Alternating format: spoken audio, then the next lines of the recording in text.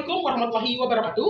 Selamat siang, halo semuanya. Yang terhormat Bapak Bimo Bayu Durantono Nimpuno, dosen pengampu mata kuliah marketing communication. Perkenalkan saya Fahed dengan NIM 1231153. Pada hari ini saya bersama dengan rekan saya yaitu Amanda Hanidia Pasha dengan NIM 1231010.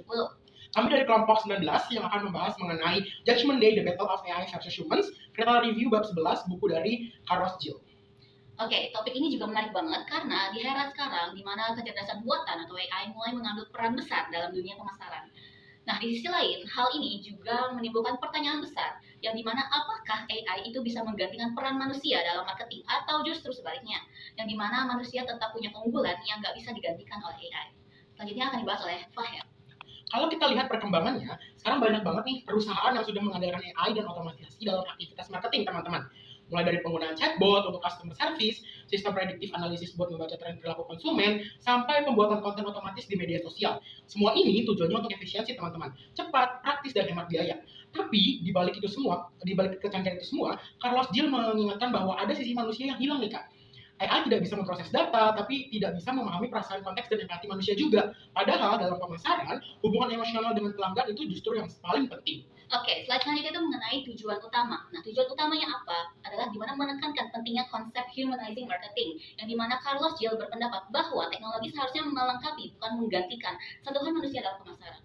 Yaitu dimana walaupun kita hidup di era digital yang serba cepat, brand tetap harus mengikuti dimana berkomunikasi secara tulus kepada konsumen. Contohnya, ketika brand membahas komentar konsumen dengan gaya yang hangat dan juga personal, itu jauh lebih berkesan dibandingkan dengan jawaban otomatis dari bot.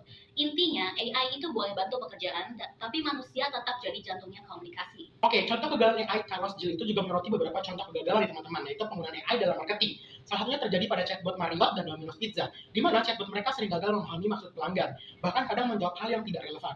Akibatnya, pelanggan merasa diabaikan dan kehilangan kepercayaan. Contoh lainnya adalah praktek membeli followers atau like palsu di media sosial, teman-teman.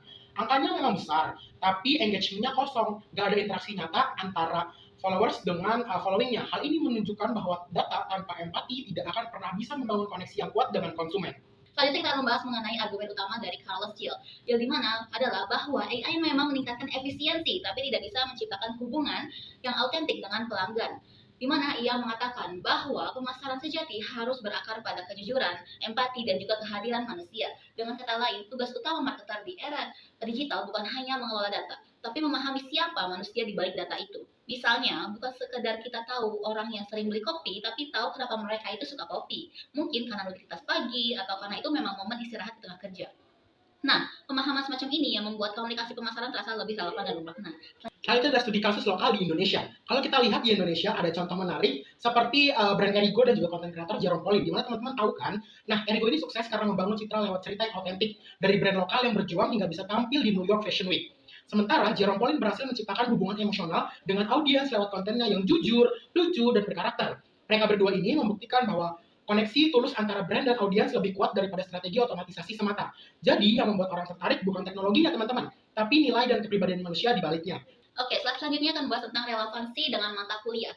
Yang pertama adalah di mana Integrated Marketing Communication atau IMC. Dalam IMC, kita belajar tentang bagaimana mengelola merek, memahami perilaku konsumen, dan juga menjaga konsistensi pesan di berbagai media.